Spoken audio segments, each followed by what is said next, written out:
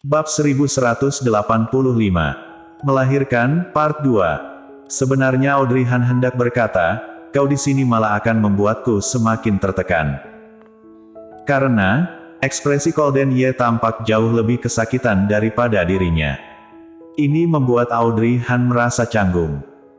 Ia merasa, seolah Golden Ye lah yang akan melahirkan bayinya, bukan dirinya. Dokter menghampiri, menatap Golden Ye, dan berkata, tak masalah jika kau ingin menemaninya, tapi berusahalah menyemangati dan menenangkan istrimu. Golden Ye mengangguk.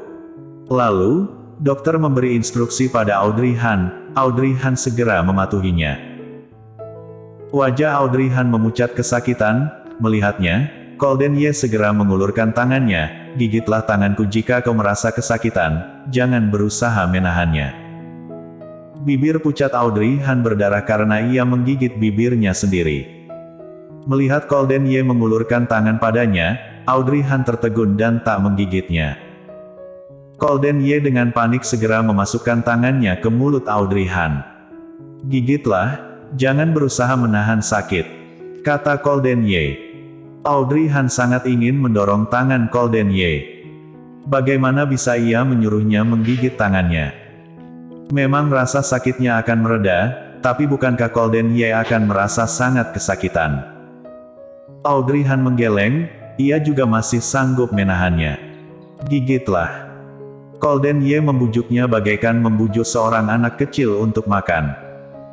Suster yang melihat kejadian ini berkata, Nona Han, gigitlah saja, ia saja tak mempermasalahkan, apa yang kau khawatirkan.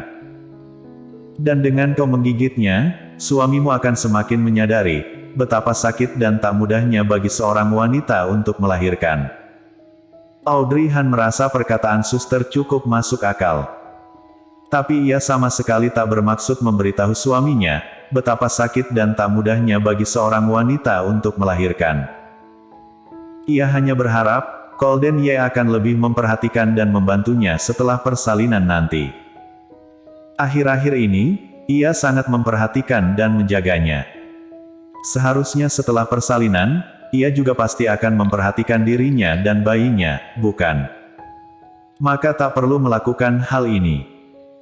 Tapi meski ia berpikir demikian, rasa sakit yang sangat hebat akhirnya membuatnya tak dapat mengendalikan diri, dan menggigit tangan Golden Ye.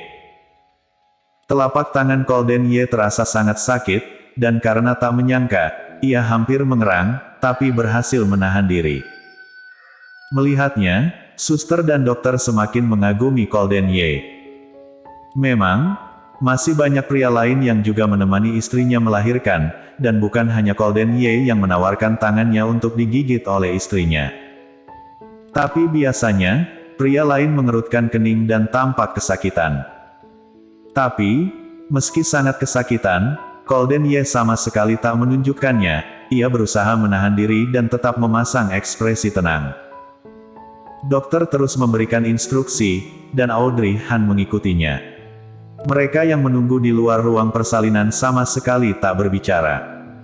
Mereka juga tak tahu harus membicarakan apa, mereka hanya memikirkan kondisi Audrey Han. Waktu berlalu, perlahan, Glenn mulai bersandar pada Gita. Tuan Besar Yuchi merasa cemburu saat melihatnya. Meski Audrey Han dan Gita sangat dekat, mereka tak memiliki hubungan keluarga. Kenapa Glenn sangat manja pada Gita? Memikirkannya, Tuan Besar Yuchi menarik ujung baju Glenn dan berkata, Glenn, duduk yang baik.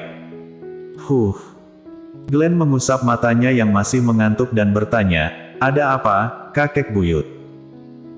Melihatnya, Tuan Besar Yuchi merasa tak tega dan mengelus kepalanya, duduklah yang baik, jangan merepotkan orang lain. Atau, bersandarlah pada kakek buyut saja. Begitu mendengar perkataan Tuan Besar Yuchi, Gita langsung tersadar, rupanya ia takut Glenn merepotkannya. Ia segera mengibaskan tangan dan berkata, tak apa, Tuan Besar Yuchi, biarkan ia bersandar padaku. Ia masih anak-anak, ia pasti merasa sangat mengantuk terjaga hingga larut malam seperti ini. Tuan Besar Yuchi merasa jengkel, kau tak mengerti, aku hanya ingin cicitku mendekat padaku. Mendengarnya, Glenn mengangguk dan kembali bersandar ke tubuh Gita. Dengan mata terpejam, ia berkata, "Bibi Gita, bangunkan aku saat Mommy sudah keluar." "Iya." Gita mengangguk, merapikan lengan baju Glenn yang terangkat, lalu melepas mantelnya dan menyelimutkannya ke tubuh Glenn. "Kalau kau mengantuk, tidurlah dulu, nanti akan kubangunkan." Tuan Besar Yuchi menatapnya dengan iri, tapi dalam hati juga menyadari, Gita sangat baik pada cicitnya. Lalu ia menatap Andre Han di sebelahnya. Mereka duduk bersebelahan, apakah mereka dekat? Jika tak ada hubungan apapun, seharusnya seorang pria dan seorang wanita takkan duduk sedekat itu, kan? Tuan Besar Yuchi tiba-tiba menyadari. Apakah mereka berdua berpacaran? Dan seolah membuktikan kecurigaannya, melihat Gita melepas mantelnya, Andre Han mengerutkan kening, lalu melepas jasnya, dan memakaikannya pada Gita. Ada dua orang lain di sini, Gita tentu merasa canggung. Ia tak mengira Andre Han akan melakukan hal ini. Seharusnya ia langsung saja meminta Andre Han menyelimutkan jasnya ke tubuh Glenn. Sekali dayung dua pulau terlampaui. Gita merasa sangat canggung. Anisong di sebelahnya tak mengatakan apapun, hanya tersenyum tipis, lalu mengalihkan pandangannya. Tapi Tuan Besar Yuchi terus menatapnya, dan kadang, tatapan mereka bertemu. Awalnya Gita merasa sangat canggung, tapi dipikir-pikir, cepat atau lambat, ia pasti juga akan mengetahuinya. Menit demi menit berlalu, meski sudah larut malam, mereka tak mengantuk. Bahkan Glenn yang berbaring di pelukan Gita dengan mata terpejam pun, sebenarnya sedang memikirkan mominya yang berada di ruang persalinan. Akhirnya, pintu ruang persalinan terbuka, mendengarnya, mereka segera bangkit berdiri, kecuali Gita, karena Glenn sedang bersandar padanya. Tapi tak lama kemudian, Glenn terbangun dan segera bangkit berdiri. Gita pun ikut bangkit. Tapi saat berdiri, kakinya terasa kesemutan, dan ia merasa kesulitan berjalan. Terdengar suara girang dokter. "Selamat, Nyonya Ye telah melahirkan seorang putri."